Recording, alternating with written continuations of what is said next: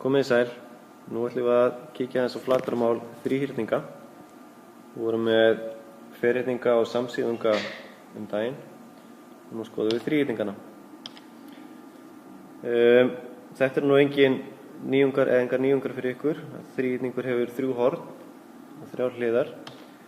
Það sem við ætlum að skoða núna rauða línan hér sem kallast grunnlína. Og þegar við erum með þríhyrning viljum við hafa eina línu sem kallast grunnlína. Yfirleitt það sú hlið sem neðst í þríhyrningnum, en í sjálfum sér ekkert því til fyrirstöðu að það sé einhver önnur lína sem kallast grunnlína.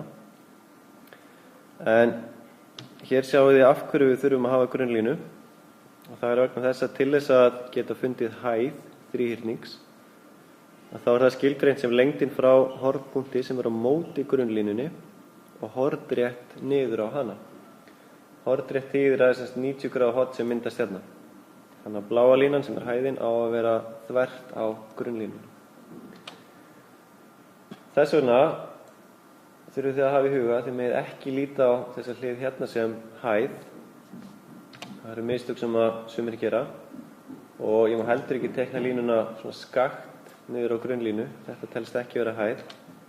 Heldur verður hún að vera hornrétt eða þvert á grunnlínu.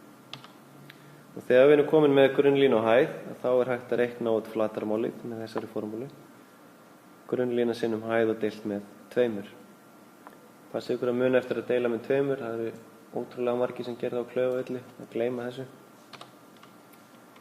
En skoðum af hverju gildir þessi formúla hér. Flatarmál þríhyrnings grunnlína og sinnum hæð og deilt með 2.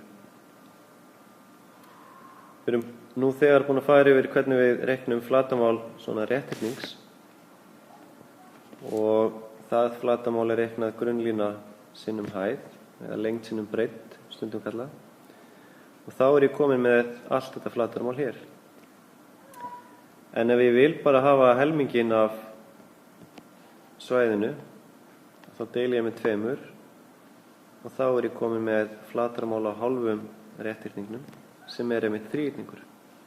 Og þannig þessi formúla fengin, grunnlína sinnum hæð deilt með 2.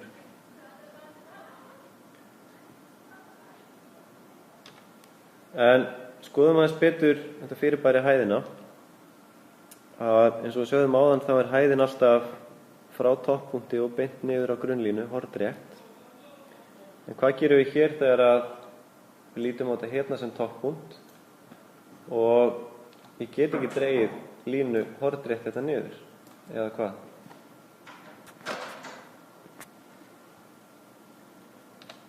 Jú, það sem við þurfum að gera að framlengja grunnlínuna, og þó að það sé ekki hluti af þríhyrningnum eins og stendur hérna niðri, og þessi lína bara svona hjálparlína, við mögum ekki reikna hana með þegar við tökum lengd grunnlínunar til að finna flatarmálið.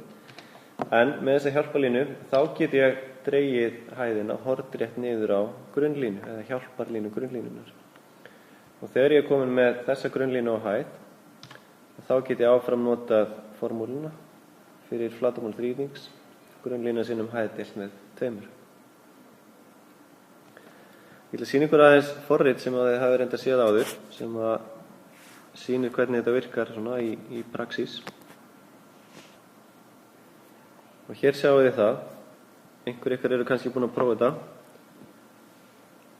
en ég ætla allavega að sýna ykkur hvernig þetta virkar, og grunnlínan hérna AB, þessi hérna lína, og við sjáum lengdin á henni 12, og hæðin á þríhyrningnum þessi gula, CD, og við sjáum að núna stilt þannig að hæðin 6, og flatarmálið, forritið reiknar sjálft flatarmálið hér, og þá að nota þessa formúlu 12 sinnum 6 deilt með 2 sem grunnlína sinnum hæð deilt með 2. En skoðum nú aðeins hvað gerist þegar ég breyti lögun þríhyrningsins. Ef þið horfið á tölurnar niðri 12 og 6, þá get ég bæði breytt grunnlínunni og þið sjáum að flatarmálið breytist þá sem því nemur. Ég get líka breytt hæðinni, þá breytist flatarmálið samhliða því. En hvað ætli gerist ef ég færi bara hæðina þetta til án þess að hún lengist eða styttist, og grunnlínan eins og við sjáum hún líka óbreytt þarna milli A og B, og þá að sjálfsögðu breytist flatarmálið ekki neitt. Og jafnvel þó ég færi mig hérna út fyrir þríhyrninginn, þá telst hæðin áfram vera lína sem þá hornrétt, hérna, hornrétt á grunnlínuna eða það sem framlenging af grunnlínunni.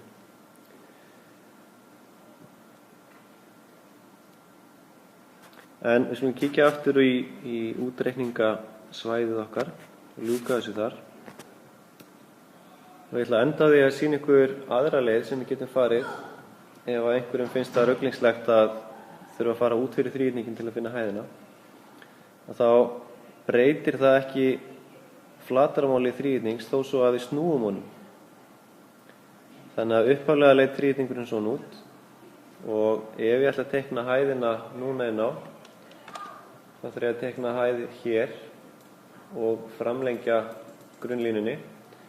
Annað sem ég geti gert bara að snúa þríhyrningnum og líta á þetta hérna sem grunnlínu, og þá get ég teikna hæðina hornrétt án þess að þurfa að fara út fyrir. Og auðvitað á ég að fá sömu niðurstöðu þegar ég reikna síðan flatarmálið. Þannig að hérna erum við komin með aðra línu sem grunnlínu eins og ég var að sýna. Auðveldara að teikna þetta, og eftir sem áður gildir þessi formúla. Flatarmálið er grunnlína sínum hæð og deildina tveimur. En ég held að margt af þessu sem kom fram í þessu myndbandi hafið þið kunnað fyrir. En það kemur ekki sök, það er alltaf gaman að horfa á myndband stærðfræði. En nú fáið þið að reikna sjálf í heftinu. Takk fyrir.